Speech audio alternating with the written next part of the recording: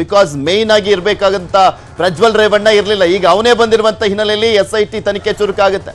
ಪ್ರಜ್ವಲ್ ಬರ್ತಾ ಇದ್ದಂತೆ SIT ಅಧಿಕಾರಿಗಳು ಅರೆಸ್ಟ್ ಮಾಡಿದ್ರು. ಹೇಗಿರುತ್ತೆ SIT ತನಿಖೆ ಅಂತ ನಾವು ನೋಡ್ತಾ ಹೋದಾದ್ರೆ, ಕೋರ್ಟ್ಗೆ ಹಾಜರುಪಡಿಸಲಿದೆ SIT team. First medical test ಅನ್ನ ಮಾಡಿಸಲಾಗುತ್ತೆ. ತದನಂತರ ಕೋರ್ಟ್ಗೆ ಹಾಜರುಪಡಿಸ್ತಾರೆ SIT ಅಧಿಕಾರಿಗಳು. ಮಿನಿಮಮ್ ಅಂದ್ರೂ ಒಂದು 10 ದಿನಗಳ ಕಾಲ ಕಸ್ಟಡಿಗೆ ಕೇಳ್ತಾರೆ. ಅದಾದ್ಮೇಲೆ ಮತ್ತೆ ಕೇಳ್ತಾ ಹೋಗ್ತಾರೆ. ಆರೋಪಿಗೆ ಮೆಡಿಕಲ್ ಟೆಸ್ಟ್ ಅನ್ನ ಮಾಡ್ತಾರೆ. ಯಾವುದೇ ಒಬ್ಬ ಆರೋಪಿಯನ್ನ ಅರೆಸ್ಟ್ ಮಾಡಿದಂತ ಸಂದರ್ಭದಲ್ಲಿ, ಕೋರ್ಟ್ಗೆ ಪ್ರೊಡ್ಯೂಸ್ ಮಾಡುವಂತ ಸಂದರ್ಭದಲ್ಲಿ ಅದಕ್ಕೂ ಮುಂಚೆ ಮೆಡಿಕಲ್ ಟೆಸ್ಟ್ ಅನ್ನ ಮಾಡಲಾಗುತ್ತೆ. ಪ್ರಜ್ವಲ್ ಹೇಳಿಕೆ ದಾಖಲಿಸಿ ಸ್ಥಳದ ಮಹಜರು ಮಾಡುವಂತ ಪ್ರಕ್ರಿಯೆಯನ್ನ ಮಾಡ್ತಾ ಹೋಗ್ತಾರೆ. ಅಂದ್ರೆ ಕೋರ್ಟಿಗೆ ಪ್ರೊಡ್ಯೂಸ್ ಮಾಡಿ ಆದ ಬಳಿಕ, ಇವರು ವಶಕ್ಕೆ ಪಡೆದುಕೊಂಡ ಬಳಿಕ ಸ್ಥಳ ಮಹಜರನ್ನ ಮಾಡುವಂತ ಪ್ರಕ್ರಿಯೆ ನಡೆಯುತ್ತೆ. ಸಂತ್ರಸ್ತೆಯಿಂದ ಆರೋಪಿ ಗುರುತು ಪತ್ತೆಯ ಪ್ರಕ್ರಿಯೆ ಕೂಡ, ಅಂದ್ರೆ ಇವೆಲ್ಲವೂ ಕೂಡ ಕಾನೂನಿನ ಪ್ರಕ್ರಿಯೆಗಳು. ಆತ ಗೊತ್ತಿದ್ರು ಕೂಡ, ಈತನ ಮೇಲೆ ಆರೋಪ ಮಾಡಿದ್ರು ಕೂಡ ಕೆಲವೊಂದು ಪ್ರಮುಖ ಸಾಕ್ಷ್ಯಗಳನ್ನ ಎದುರು ಬದ್ರೆ ಅವರು ದಾಖಲು ಮಾಡ್ಕೊಳ್ತಾ ಹೋಗ್ತಾರೆ ಪೊಲೀಸರು. ಸಿಕ್ಕಿರುವಂತ ದಾಖಲೆಯನ್ನ ಮುಂದಿಟ್ಟು ಪ್ರಜ್ವಲ್ನನ್ನ ವಿಚಾರಣೆ ಮಾಡಲಾಗುತ್ತೆ. ಈಗ ಆಲ್ರೆಡಿ ಸಾಕಷ್ಟು ದಾಖಲೆಗಳಂತೂ ಸಿಕ್ಕಿದ್ದಾವೆ. ಆದರೆ ವಿಡಿಯೋದಲ್ಲಿ ಪ್ರಜ್ವಲ್ ರೇವಣ್ಣನ ಮುಖ ಇಲ್ಲ ಅಂತ ಹೇಳಲಾಗ್ತಾ ಇರುವಂಥದ್ದು. ಆ ದಾಖಲೆಯ ವಿಚಾರಕ್ಕೆ ಸಂಬಂಧಪಟ್ಟಂತೆ ಕೂಡ ಕ್ರಾಸ್ ವೆರಿಫಿಕೇಶನ್ ಮಾಡ್ತಾ ಹೋಗುತ್ತೆ. ಪ್ರಜ್ವಲ್ ರೇವಣ್ಣ ಮೊಬೈಲ್ ವಶಕ್ಕೆ ಪಡೆದು ಪರಿಶೀಲನೆಯನ್ನ ಮಾಡಲಾಗುತ್ತೆ. ಆದರೆ ವಿಡಿಯೋ ರೆಕಾರ್ಡ್ ಆಗಿರುವಂತದ್ದೆಲ್ಲವೂ ಕೂಡ ಪ್ರಜ್ವಲ್ ರೇವಣ್ಣ ಈಗ ಕೊಟ್ಟಿರುವಂತಹ ಒಂದು ಫೋನೇನಾ, ಅಥವಾ ಅದು ಬೇರೆ ಫೋನಾ, ಅಥವಾ ಅದು ಪ್ರಜ್ವಲ್ ರೇವಣ್ಣನೇ ರೆಕಾರ್ಡ್ ಮಾಡಿರುವಂತದ, ಅಥವಾ ಪ್ರಜ್ವಲ್ ರೇವಣ್ಣ ಭಾಗಿಯಾಗಿದ್ದಾನ? ಈ ಪ್ರಶ್ನೆಗಳು ಬರ್ತವಲ್ಲ, ಅದಕ್ಕೂ ಉತ್ತರ ಸಿಗ್ಬೇಕಾಗಿದೆ.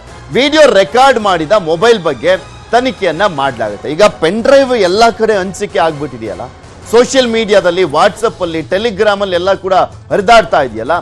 ಈ ವಿಡಿಯೋ ರೆಕಾರ್ಡ್ ಆದಂತಹ ಫೋನ್ ಯಾವುದು ಅನ್ನುವಂಥದ್ದು ಮೈನ್ ಪ್ರಶ್ನೆ. ಇದು ಮೈನು ಟೆಕ್ನಿಕಲ್ ಎವಿಡೆನ್ಸ್ ಆಗುತ್ತೆ. ಮೊಬೈಲ್ ಫೋನ್ ಪ್ರೈಮ್ ಎವಿಡೆನ್ಸ್ ಆಗಿ ಪರಿಗಣನೆ ಮಾಡಲಾಗುತ್ತೆ. ಯಾರು ರೆಕಾರ್ಡ್ ಮಾಡಿದ್ದು, ಯಾಕೆ ರೆಕಾರ್ಡ್ ಮಾಡಿದ್ದು, ಯಾವಾಗ ರೆಕಾರ್ಡ್ ಮಾಡಿದ್ದು, ಯಾವ ಫೋನಿಂದ ರೆಕಾರ್ಡ್ ಮಾಡಿದ್ದು, ಎಲ್ಲ ಪ್ರಶ್ನೆಗಳು ಉದ್ಭವಿಸ್ತವೆ. FSLಗೂ ಮೊಬೈಲ್ ಕಳಿಸಿ ಡಿಲೀಟ್ ವಿಡಿಯೋಗಳನ್ನ ಕಲೆ ಹಾಕಲಾಗುತ್ತೆ. ಈಗ 34 ದಿನಗಳ ಬಳಿಕ ಪ್ರಜ್ವಲ್ ರೇವಣ್ಣ ಬಂದಿರುವಂತ ಹಿನ್ನೆಲೆಯಲ್ಲಿ ಅಕಸ್ಮಾತ್ ಈತ ಭಾಗಿಯಾಗಿದ್ರೆ, ಅಕಸ್ಮಾತ್ ಈತನ ಮೊಬೈಲ್ ಅಲ್ಲೇ ಸೆರೆ ಹಿಡಿದಿದ್ರೆ, ಈತ ಈಗ SITಗೆ ಕೊಟ್ಟಿರುವಂತ ಮೊಬೈಲೇ, ಅದರಲ್ಲಿ ಆ ಮೊಬೈಲ್ ಅಲ್ಲೇ ಈತ ವಿಡಿಯೋ ರೆಕಾರ್ಡ್ ಮಾಡಿದ್ರೆ ಈ ಪ್ರಶ್ನೆಗಳು ಉದ್ಭವಿಸುವಂಥದ್ದು. ಕಾದ್ ನೋಡ್ಬೇಕು ಮೂಲ ಮೊಬೈಲ್ ನಿಜಕ್ಕೂ ಸಿಗುತ್ತಾ ಅಂತ. ವಿಡಿಯೋದಲ್ಲಿರುವಂತ ಧ್ವನಿ ಇದೆಯಲ್ಲ, ಆ ಧ್ವನಿಯ ಪರೀಕ್ಷೆಗೂ ಕೂಡ ಸಿದ್ಧತೆಯನ್ನ ಮಾಡಿಕೊಳ್ಳಲಾಗಿದೆ. ಈಗ ಆ ವಿಡಿಯೋದಲ್ಲಿರುವಂತ ಧ್ವನಿಯನ್ನ ಮತ್ತೆ ಈಗ ಸಿಕ್ಕಿರುವಂತ ಪ್ರಜ್ವಲ್ ರೇವಣ್ಣನ ಧ್ವನಿಯನ್ನ ಕೂಡ ಮ್ಯಾಚ್ ಮಾಡಲಾಗುತ್ತೆ. ಅಂದ್ರೆ ಈಗ ಅರೆಸ್ಟ್ ಆಗಿದ್ದಾನಲ್ಲ, ಆ ವಿಡಿಯೋ ಅಂದ್ರೆ ವಾಯ್ಸ್ ಸ್ಯಾಂಪಲ್ ಅನ್ನ ಪಡೆದುಕೊಳ್ಳಲಾಗುತ್ತೆ. ವಿಡಿಯೋದಲ್ಲಿರುವಂತ ವಾಯ್ಸ್ ಇದೆಯಲ್ಲ, ಅದನ್ನು ಮ್ಯಾಚ್ ಮಾಡಲಾಗುತ್ತೆ. FSLಗೆ ಕಳಿಸಿದಂತ ಸಂದರ್ಭದಲ್ಲಿ ಎರಡೂ ಧ್ವನಿನೂ ಒಂದೇನಾ ಅನ್ನುವಂತ ಪ್ರಶ್ನೆಗಳಿಗೆ ಉತ್ತರ ಸಿಗಬೇಕಾಗಿದೆ. ಧ್ವನಿ ಪರೀಕ್ಷೆ ಸಾಬೀತಾದ್ರೆ ಕೇಸ್ಗೆ ಪ್ರಬಲ ಸಾಕ್ಷ್ಯ ಸಿಕ್ಕಂತಾಗತ್ತೆ.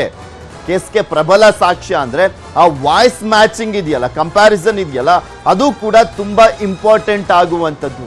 ಸೊ ಹೀಗಾಗಿ ಆ ಒಂದು ಎವಿಡೆನ್ಸ್ ಯಾವ ರೀತಿಯಾಗಿ ಅಂದ್ರೆ FSLಗೆ ಕಳಿಸಿ ಆ ವರದಿ ಬಂದ ಬಳಿಕ ಎಷ್ಟು ಮಟ್ಟಿಗೆ ಪ್ರಜ್ವಲ್ಗೆ ಸಂಕಷ್ಟವನ್ನ ತಂದೊಡ್ಡುತ್ತೆ ಅನ್ನುವಂಥದ್ದನ್ನ ಕಾದ್ ನೋಡ್ಬೇಕಾಗಿದೆ. ಮೈನ್ ಆಗಿ ಅಂದ್ರೆ ಟೆಕ್ನಿಕಲ್ ಎವಿಡೆನ್ಸ್ ಬೇಕಾಗಿರುವಂಥದ್ದು ಮೂಲ ಮೊಬೈಲ್. ಬಿಕಾಸ್ ಅದರಲ್ಲಿ ರಾ ಫುಟೇಜ್ಗಳು ವರ್ಗಾವಣೆ ಆಗಿದೆ ಅಂತ ಹೇಳಲಾಗ್ತಾ ಇದೆಯಲ್ಲ. ಈ ಕಾರ್ತಿಕನಿಗೆ ಸಿಕ್ಕಿರುವಂತ ಮೊಬೈಲ್ ಯಾವುದು, ಯಾವುದರಿಂದ ಟ್ರಾನ್ಸ್ಫರ್ ಮಾಡಿಕೊಳ್ಳಲಾಗಿದೆ, ಈ ಪ್ರಶ್ನೆಗಳಿಗೆ ಪ್ರಮುಖವಾಗಿ SIT ಅಧಿಕಾರಿಗಳು ಉತ್ತರವನ್ನ ಹುಡುಕ್ತಾ ಹೋಗ್ಬೇಕಾಗಿದೆ.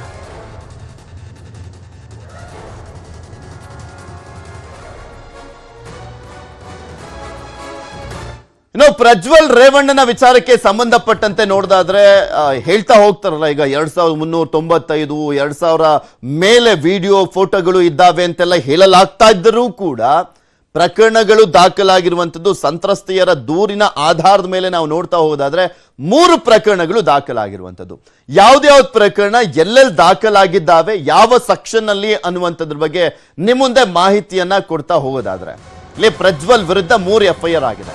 ಪ್ರಕರಣ ನಂಬರ್ 1 ಹೊಳೆನರಸೀಪುರದಲ್ಲಿ ಪ್ರಜ್ವಲ್ ವಿರುದ್ಧ ಕೇಸ್ ಆಗಿರುವಂಥದ್ದು. ಫಸ್ಟ್ ಪ್ರಕರಣ ದಾಖಲಾಗಿದ್ದು ಪ್ರಜ್ವಲ್ ರೇವಣ್ಣನ ವಿರುದ್ಧ.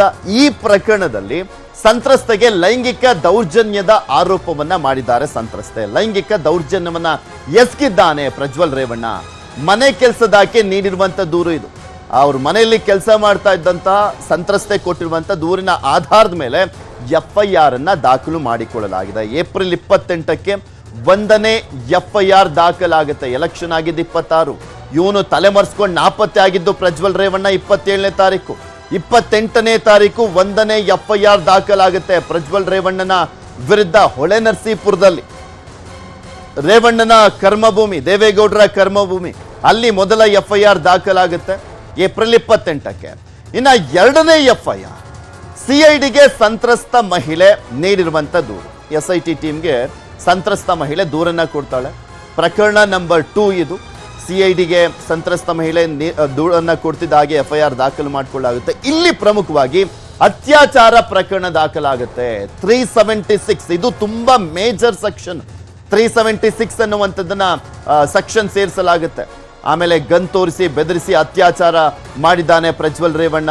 ಹಾಸನದಲ್ಲಿರುವಂತ MP ನಿವಾಸದಲ್ಲಿ ಈತ ಗನ್ ಪಾಯಿಂಟ್ ಅಲ್ಲಿ ಇಟ್ಬಿಟ್ಟು ಅತ್ಯಾಚಾರ ಎಸಗಿದ್ದಾನೆ ಎನ್ನುವಂತ ಆರೋಪನ ಮಾಡಲಾಯಿತು. ಮೇ 1ರಂದು ಎರಡನೇ FIR ದಾಖಲಾಗುತ್ತೆ. ಏಪ್ರಿಲ್ 28ಕ್ಕೆ ಮೊದಲನೇದು, ಮೇ 1ನೇ ತಾರೀಕು ಎರಡನೇ FIR ದಾಖಲಾಗುತ್ತೆ. ಅದರಲ್ಲಿ ಮೇಜರ್ ಅಂದ್ರೆ ಆರೋಪ ಅತ್ಯಾಚಾರ ಮಾಡಿದ್ದಾನೆ ಪ್ರಜ್ವಲ್ ರೇವಣ್ಣ ಅನ್ನುವಂಥದ್ದು.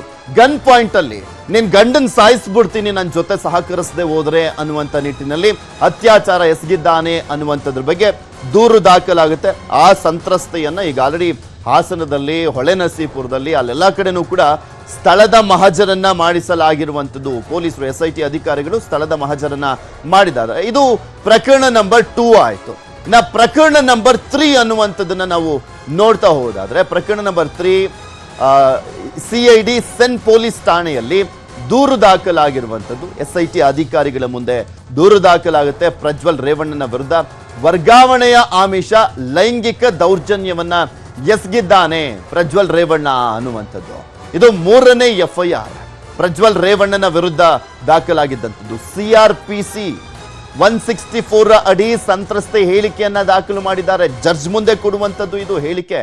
ಅಲ್ಲಿ ದಾಖಲಾಗುವಂತ ಹೇಳಿಕೆ ಇದು. CRPC 164 ಇದೆಯಲ್ಲ, ಜಡ್ಜ್ ಮುಂದೆ ಹೇಳಿಕೆಯನ್ನ ಕೊಟ್ರೆ ತದನಂತರ ಅದನ್ನ ಚೇಂಜ್ ಮಾಡ್ಲಿಕ್ಕೆ ಆಗೋದಿಲ್ಲ. ತನ್ನ ಸ್ಟೇಟ್ಮೆಂಟ್ ಅನ್ನ ಕೊಟ್ಟಿರುವಂತ ಸಂತ್ರಸ್ತೆ ದೂರನ್ನ ಆಧಾರ ಮತ್ತೆ ಸ್ಟೇಟ್ಮೆಂಟ್ ಅನ್ನ ಬದಲು ಮಾಡ್ಲಿಕ್ಕೆ ಆಗೋದಿಲ್ಲ. 164 ಅಡಿಯಲ್ಲಿ ಹೇಳಿಕೆಯನ್ನ ಕೊಟ್ಬಿಟ್ರೆ. ಲೈಂಗಿಕವಾಗಿ ದುರ್ಬಳಕೆ ಮಾಡಿಕೊಂಡಂತ ಆರೋಪ ಇದೆ. ಈತ ಲೈಂಗಿಕವಾಗಿ ನಮ್ಮನ್ನ ದುರ್ಬಳಕೆ ಮಾಡ್ಕೊಂಡಿದ್ದಾನೆ, ಆಮಿಷಗಳಿಂದ ದುರ್ಬಳಕೆ ಮಾಡ್ಕೊಂಡಿದ್ದಾನೆ ಅನ್ನುವಂತ ಆರೋಪವನ್ನ ಮಾಡಲಾಗಿದೆ ಪ್ರಜ್ವಲ್ ರೇವಣ್ಣನ ವಿರುದ್ಧ. 3ನೇ FIR ಯಾವಾಗ ಆಗಿದ್ದು ಅಂದ್ರೆ ಮೇ 7ರಂದು 3ನೇ FIR ದಾಖಲಾಗಿರುವಂಥದ್ದು. ಇದರಲ್ಲಿ ಹೇಳ್ತಾ ಇದ್ವಲ್ಲ, ಬೇರೆ ಯಾವ್ದಾದ್ರು ಸೆಕ್ಷನ್ಗಳು ಆಗಿದ್ದೇ ಆಗಿದ್ರೆ ಅದು ಸ್ಟೇಷನ್ ಬೇಲ್ ಅಂತ ಹೇಳ್ತಾ ಇದ್ವಿ. ನಮ್ಮ ಪ್ರತಿನಿಧಿ ಕೂಡ ಹೇಳ್ತಾ ಇದ್ರು ಸ್ಟೇಷನ್ ಬೇಲ್ ಸಿಕ್ಬಿಟ್ಟಿರೋದು ಅಂತ. ಈ ಪ್ರಕರಣಗಳಲ್ಲಿ ಹೊಳೆನರಸೀಪುರದಲ್ಲಿ ಪ್ರಕರಣ ದಾಖಲಾಗಿತ್ತಲ್ಲ, ಫಸ್ಟ್ ಪ್ರಕರಣ ತೋರಿಸಿದ್ವಲ್ಲ ಏಪ್ರಿಲ್ 28ನೇ ತಾರೀಕು, ಅದು ಪ್ರಜ್ವಲ್ ರೇವಣ್ಣನ ವಿರುದ್ಧ ಮಾತ್ರ ಅಲ್ಲ, ರೇವಣ್ಣ ಇವರಪ್ಪ ರೇವಣ್ಣನ ವಿರುದ್ಧನೂ ಕೂಡ ದಾಖಲಾಗಿತ್ತು ಆ ಪ್ರಕರಣ. ಆದ್ರೆ ರೇವಣ್ಣನ ವಿರುದ್ಧ ಅತ್ಯಾಚಾರ ಪ್ರಕರಣ ದಾಖಲಾಗಿರ್ಲಿಲ್ಲ.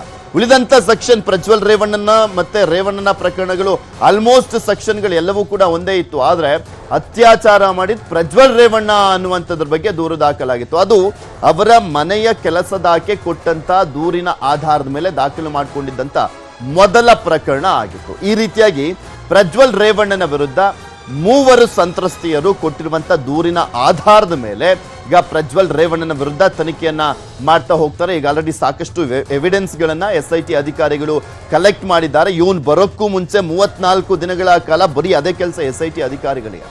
ಸ್ಥಳ ಮಹಜರು ಮಾಡು, ಏನೇನು ಎವಿಡೆನ್ಸ್ ಸಿಕ್ಕಿದೆ ಅದೆಲ್ಲದನ್ನು ಕೂಡ ಪರಿಶೀಲನೆ ಮಾಡು, FSLಗೆ ಕಳಿಸು, ಯಾವ್ದ್ಯಾವ್ದು ನಿಜ ಏನು ಎತ್ತ ಇದೆಲ್ಲದನ್ನು ಕೂಡ ಮಾಡಿದ್ದಾರೆ. ಇನ್ನು ಪ್ರಜ್ವಲ್